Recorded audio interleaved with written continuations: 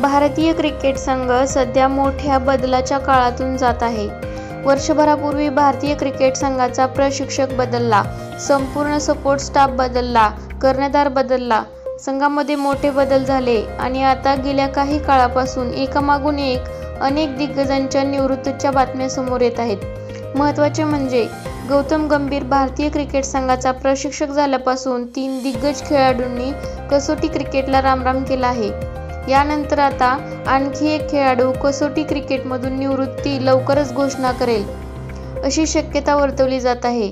भारतीय संघाने मागील वर्षी म्हणजेच 29 जून रोजी दक्षिण आफ्रिकेचा पराभव करत T20 विश्वचषक 2024 जिंकत ICC ट्रॉफीचा दुष्काळ संपवला होता.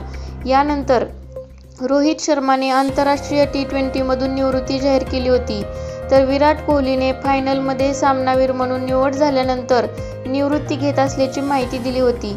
यानंतर रोहित शर्माने 4 दिवसांपूर्वीच कसोटी क्रिकेटमधून तडकाफडकी निवृत्तीची घोषणा केली होती. अशातच आज विराट कोहलीने देखील निवृत्तीचे पाऊल उचलत चाहत्यांना मोठा धक्का दिला.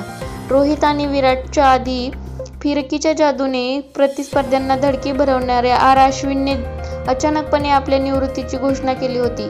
भारतीय संघ मागील वर्षी डिसेंबर महिन्यात बॉर्डर गावस्कर ट्रॉफीसाठी ऑस्ट्रेलिया दौऱ्यावर गेला होता. यावेळी बॉर्डर गावस्कर ट्रॉफी मालिकेत भारताला 3-1 ने पराभवाचा सामना करावा लागला आहे. महत्त्वाचे म्हणजे ब्रिस्बेनमधील तिसरा कसोटी सामना अनिर्णित झाल्यानंतर आयोजित पत्रकार परिषदेत अश्विनने निवृत्तीची घोषणा केली होती.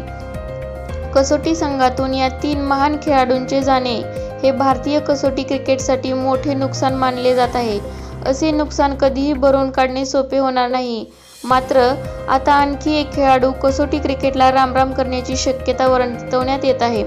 चौथा खेळाडू कोण असेल असा प्रश्न सर्वांना पडला असेल तर तो चौथा खेळाडू रवींद्र जडेजा असण्याची शक्यता आहे. माध्यमांतील वृत्तांवर विश्वास ठेवला तर रवींद्र जडेजाला इंग्लंड दौऱ्यापूर्वी कसोटी क्रिकेटला रामराम करू शकतो, कारण रोहित आणि विराटने T20 क्रिकेटमधून निवृत्ती जाहीर केल्यानंतर रवींद्र जडेजाने ही निवृत्तीची घोषणा केली होती. त्यामुळे आता रोहित आणि विराटने कसोटी क्रिकेटमधून निवृत्तीची घोषणा केल्यानंतर रवींद्र जडेजा ही निवृत्ती जाहीर करू शकतो, अशी शक्यता वर्तवण्यात येत आहे.